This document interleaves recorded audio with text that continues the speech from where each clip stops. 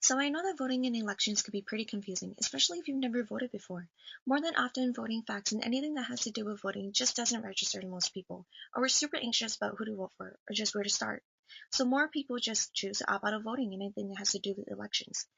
Voting is our civic duty and human right. We get to choose who represents us, and sure, most think that our votes don't count, but you'd be surprised by how much they do matter.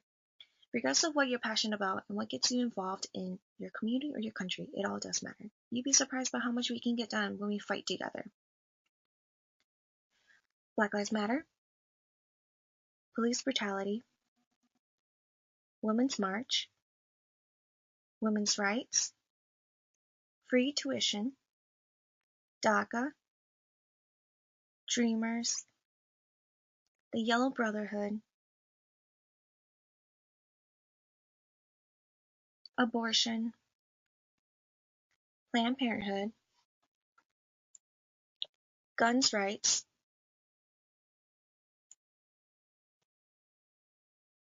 affordable health care, or maybe it's changing the voting age to 16. Regardless of what you find interesting or passionate to you, these things do matter because they do affect us all. So voting isn't just a piece of paper that doesn't matter. Who you vote for, regardless of who it is that you want to support, they will represent us all.